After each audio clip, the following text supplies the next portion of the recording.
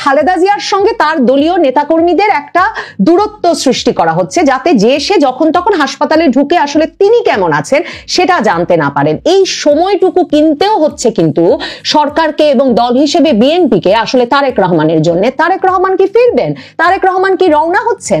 তারেক রহমান রওনা হয়ে এসে কি তার মায়ের দায়িত্ব নেবেন? না হলে এই যে রোগশয্যায় থাকা খালেদা জিয়াকে, যিনি আহমেদ আজম খান বিএনপির ভাইস চেয়ারম্যানের কথা অনুযায়ী এরই মধ্যে লাইফ সাপোর্টে আছেন, ভেন্টিলেশনে আছেন, তার দায়িত্ব আসলে কাকে বুঝিয়ে দেওয়া যাবে?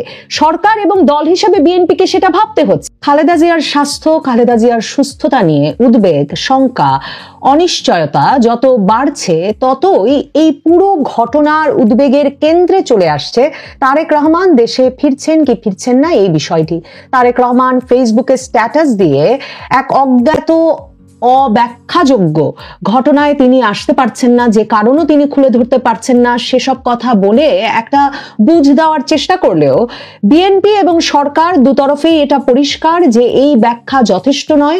লোকে খুঁজছে কে দায়ী, কেন তারেক রহমান কার ভয়ে দেশে ফিরতে পারছেন না। আর বিএনপি বুঝতে পারছে যে নেতা কর্মী সমর্থকদের মধ্যে হতাশা এমন চূড়ান্ত রূপে পৌঁছেছে যে যেই সময়টা নেতাকর্মীদের আবেগ একেবারে তুঙ্গে এবং এই সময়ে নেতা, ভবিষ্যৎ নেতা, বর্তমান যাকে ঘিরে আবর্তিত হওয়ার কথা, সেই তারেক রহমান দেশে ফিরে এলে এমন একটা আবেগঘন মুহূর্তে মায়ের পাশে দাঁড়ালে, দল দেশের দায়িত্ব নিতে প্রস্তুত অবস্থায় অবতীর্ণ হলে যে ধরনের রাজনৈতিক একটা দারুণ মুহূর্ত তৈরি হতো, তার বদলে এই অসুস্থতাকে ঘিরে একদিকে নেতাকর্মীদের ভেতরে যেমন হারানোর বেদনা, তেমনি হতাশা এবং অপমান যে তাদের নেতা আর দেশে ফিরতে পারবেন না, সেটা ভীষণভাবে দানা বেঁধে উঠছে। এই অবস্থায় তারেক রহমানকে দেশে ফেরার অপশনটা বা দেশে ফেরার বিষয়টি বিবেচনা না করবার কোনো পরামর্শ বিএনপি বা সরকারের তরফে দেওয়া যাচ্ছে না। প্রধান উপদেষ্টার নেতৃত্বে উপদেষ্টা পরিষদ খুব জরুরি একটা বৈঠক করেছেন মঙ্গলবার দিন, এবং সেই বৈঠক শেষে সরকার কি ঘোষণা দেয় তার জন্য উৎসুক হয়ে সাংবাদিকেরা বসেছিলেন যমুনার সামনে, এবং সাংবাদিকরাই সে কথা লিখেছেন তাদের বিস্ময়ে জানাতে সংবাদ মাধ্যমে যে তারপর দীর্ঘ অপেক্ষার পর পরিকল্পনা উপদেষ্টা ওয়াহিদুদ্দিন মাহমুদ এসে মাত্র 85 সেকেন্ডে সংবাদ সম্মেলন করে চলে যান, যেখানে তারা বলেন যে খালেদা জিয়াকে বিশেষ গুরুত্বপূর্ণ ব্যক্তির মর্যাদা দেওয়া হয়েছে, ভিভিআইপি মর্যাদা দেওয়া হয়েছে, এসএসএফ পিজিআর তার নিরাপত্তার দায়িত্ব নেবে এবং প্রয়োজনে তাকে বিদেশ পাঠানো হবে। কারণ সরকার এবং বিএনপি দুতরফেই একমত হওয়া গেছে যে তারেক রহমানের দেশে না ফেরার একমাত্র উপায় আছে যদি খালেদা জিয়াকেই বিদেশ পাঠিয়ে দেওয়া যায়। কিন্তু খালেদা জিয়াকে বিদেশ যাবার অবস্থায় আছেন। রোববার রাত থেকে অবস্থাটা ভীষণ খারাপ হয়ে যাওয়ার পর এখন তারেক রহমানকে ভাবতে হচ্ছে যে তাকে আসলে শেষ পর্যন্ত দেশে যেতে হবে, না হলে তার রাজনৈতিক ভবিষ্যৎ একেবারেই একটা অনিশ্চিত পরিস্থিতিতে পড়বে। আর সবচেয়ে বড় কথা, বিএনপির স্থায়ী কমিটির বৈঠকে সোমবার রাতে এই আলাপটাই হয়েছে যে তারেক রহমান যদি দেশে ফিরতে না পারেন তাহলে শুধুমাত্র যে তারেক রহমানের রাজনৈতিক ভবিষ্যৎ অনিশ্চিত হয়ে পড়বে তাই নয়, বিএনপিকে দল হিসেবে শক্তিশালী অবস্থায় রাখা, শক্ত রাখা, একত্রে রাখাই হয়তো অসম্ভব হয়ে পড়বে।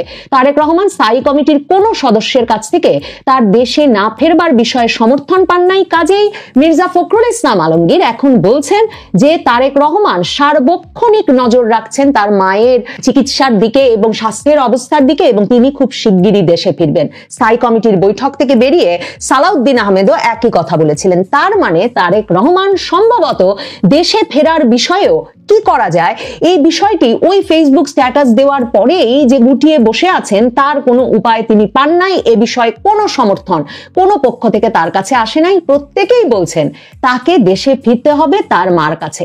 একমাত্র উপায় ছিল যদি খালেদা জিয়া বিদেশ যেতে পারতেন। কিন্তু কেন খালেদা জিয়াকে এই সময়ে এরকম ভিভিআইপি গুরুত্ব দেওয়া, এসএসএফ দেওয়া, পিজিআর দেওয়া?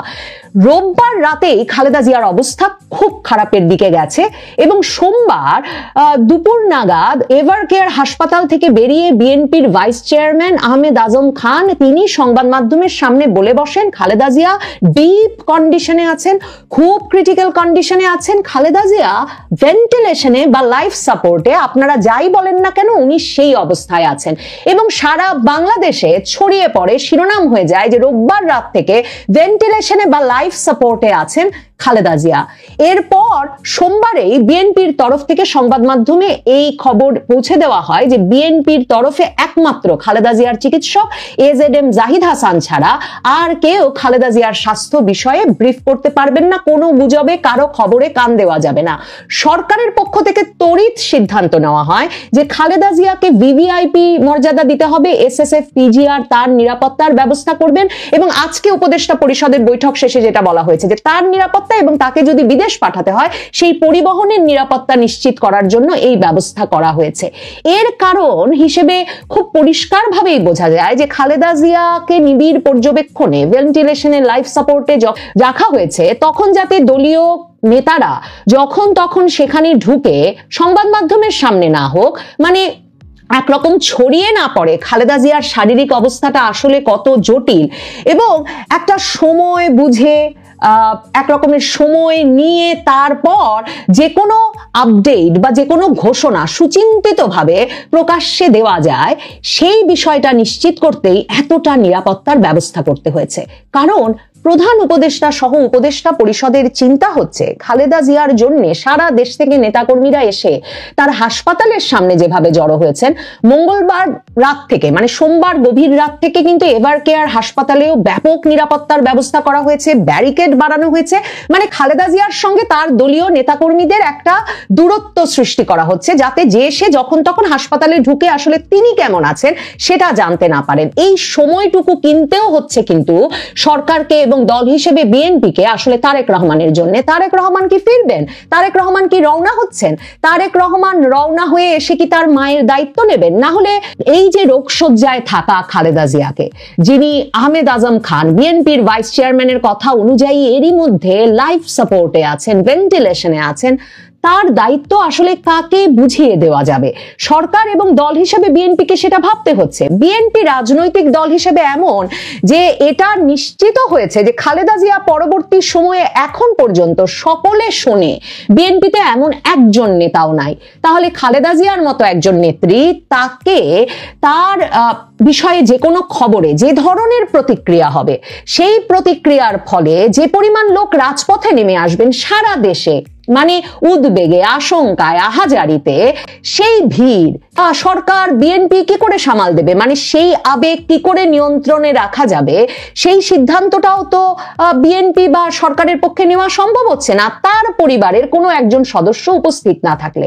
খালেদা জিয়ার পাশে কিন্তু ছোট ছেলে আরাফাত রহমান কোকোর স্ত্রী শারমিলা সিথি উপস্থিত আছেন, কিন্তু তারেক রহমান কিংবা জুবাইদা রহমান, যিনিও জুবাইদা রহমান একবার দেশে এসেছেন কিন্তু এখন আসছেন না, তারা কিছুতেই এই যে তাদের পরিবারের একজন সদস্য আছেন এবং তিনিও তার মায়ের দায়িত্ব নিতে পারেন সে কথা তারাও আবার স্বীকৃতি দিতে রাজি হচ্ছেন না। কাজেই পরিবারের মধ্যেও সেদিক থেকে একটা জটিলতা আছে। কাজেই তারেক রহমানকে যদি বুঝিয়ে না দেওয়া যায় তাহলে আসলে কে পুরো আবেগ, আহাজারি, আশঙ্কা, আতঙ্ক এই পুরো পরিস্থিতিটা নিয়ন্ত্রণ করবে? এই যে হঠাৎ অভিভাবকহীন হয়ে পড়ার আশঙ্কা, সেই আবেগটাকে নিয়ন্ত্রণ করবে বিএনপি স্থায়ী কমিটির সদস্যরা। তাই তারেক রহমানকে এসে মায়ের দায়িত্ব এবং দলের দায়িত্ব নিতে বলছেন। উপদেষ্টা পরিষদের সদস্যরাও সে কথা বলছেন, কারণ না হলে সারা বাংলাদেশে, এবং মনে রাখবেন খালেদা জিয়া কিন্তু শুধু বিএনপির জন্য একটা আবেগের জায়গা নয়, বাংলাদেশের ইসলামী আন্দোলনের একটা বিরাট অংশের জন্য। জামায়াতে ইসলামীর সঙ্গে তার রীতিমতো জোট সরকার ছিল 2001-এ, এছাড়া রাজপথে দীর্ঘ সময় তারা একত্রে আন্দোলনে ছিলেন। হেফাজতে ইসলামের মানে কওমি মাদ্রাসাপন্থী যে বিরাট অংশ, তাদের পাশে সবসময় খালেদা জিয়া ছিলেন। এবং খালেদা জিয়ার 2001-এ যখন 4 দলীয় জোট সরকার ক্ষমতায় এলো, সেই জোটে ছিলেন এই যে মাওলানা মামুনুল হকের বাবা শায়েখ আল্লামা আজিজুল হকের ইসলামী ঐক্য জোট। মানে কওমিপন্থীদেরও একটা আবেগের জায়গা আছে, তার প্রতি শ্রদ্ধা ভালোবাসার জায়গা আছে। তো তাহলে খালেদা জিয়ার জন্য বিএনপি, জামায়াতে ইসলামী, কওমিপন্থী সকলে যদি রাজপথে নেমে আসেন, সরকার কি করে সামাল দেবেন? এবং সরকার আরো বড় যে আশঙ্কা, মানে সরকারের তো সবসময় একটা আশঙ্কার করার জায়গা হচ্ছে আওয়ামী লীগ সুযোগ পেলেই পথে নামবে।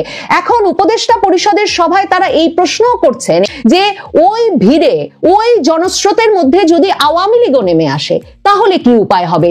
এত এত রাজনৈতিক জনস্রোত, এত পথের রাজনৈতিক জনস্রোত বাংলাদেশের রাজপথে এমন একটা সহিংস সময়ে, যখন বিভিন্ন আসনে জামায়াতের প্রার্থী বিএনপি প্রার্থীদের সংঘর্ষ হচ্ছে, বিএনপির দুই গ্রুপের মধ্যে সংঘর্ষ হচ্ছে, বিভিন্ন আসনে এখনো তারেক রহমান যে মনোনয়ন দিয়েছেন সে বিষয়ে আপোষ হয় নাই বিএনপির নেতাকর্মীদের মধ্যে, ভীষণ সংঘাতপূর্ণ অবস্থা। এই অবস্থায় এরা প্রত্যেকে নেমে পড়লে সরকার সামাল দেবে কি করে? সরকার চাইছে বিএনপির এমন একজন এসে দায়িত্ব নিক বা বিএনপি এই পুরো বিষয়টার নেতৃত্ব নিক যাতে খালেদা জিয়াকে তাদের কাছে বুঝিয়ে দেওয়া যায়। কিন্তু খালেদা জিয়াকে এছাড়া আরেকটা উপায় ছিল বিদেশ পাঠানোর। কিন্তু আজকেও উপদেষ্টা পরিষদের বৈঠকে এই আলাপ হয়েছে যে বিদেশ পাঠানোর জন্য প্লেন প্রস্তুত আছে, পররাষ্ট্র উপদেষ্টা বেরিয়ে বলেছেন। পররাষ্ট্র উপদেষ্টা আবার সাথে এটাও বলেছেন যে এখন পর্যন্ত তারেক রহমান ট্রাভেল পাস বা একটা ট্রাভেল ডকুমেন্ট সরকারের কাছে চায় নাই, তার মানে ওনার এখনো প্লেনে ওঠার কোনো ব্যবস্থা নাই। কিন্তু খালেদা জিয়াকে প্লেনে উঠিয়ে কিন্তু তারেক রহমানের কাছে পাঠানোর একটা ব্যবস্থা সরকার করে রেখেছে। কিন্তু রোববার রাত থেকে খালেদা জিয়ার শারীরিক অবস্থাটা ভীষণভাবে খারাপ হয়ে যাওয়া এবং সেই খবর সোমবার বিএনপির এক নেতার মুখে প্রকাশিত হয়ে পড়ার পর এই রকম একটা ঝুঁকিপূর্ণ অবস্থায়, শারীরিক অবস্থায় সরকার কিভাবে তাকে প্লেনে তুলে বিদেশ পাঠাবে সেই ব্যাপারটাও হিসাব মেলাতে পারছে না বিএনপি দল হিসেবেও। কিন্তু খালেদা জিয়াকে বিরাট প্রহরায়, কড়া প্রহরায় রাখা হয়েছে। খালেদা জিয়ার শারীরিক অবস্থা কি সে বিষয়ে এখন খালেদা জিয়ার চিকিৎসক এজেডএম জাহিদ হাসান যে কথা বলবেন তার উপরেই ভরসা রাখতে হবে। অনেক হিসাব নিকাশ করতে হচ্ছে তাদেরকে খালেদা জিয়ার শারীরিক অবস্থা সম্পর্কে তথ্য জানাতে। তবে তিনি বলেছেন যে খালেদা জিয়া স্থিতিশীল আছেন, তিনি এখনো চিকিৎসা গ্রহণ করতে পারছেন। দেখা যাক, তারেক রহমান পর্যবেক্ষণ করছেন তার মার শারীরিক অবস্থা। তিনি কখন মনে করেন যে তার এক্ষুনি প্লেনে উঠে বসা দরকার, না হলে মায়ের দায়িত্ব, দলের দায়িত্ব, সব দায়িত্বই তার হাত থেকে ফসকে যেতে পারে। সম্ভবত তারেক রহমান এত বড় ঝুঁকি নেবেন না, এই সিদ্ধান্তে তিনি কোনো সমর্থক পাচ্ছেন না। সে কারণে বারবার বিএনপির নেতৃস্থানীয় ব্যক্তিবর্গ বলছেন তিনি শিগগিরই দেশে ফিরছেন।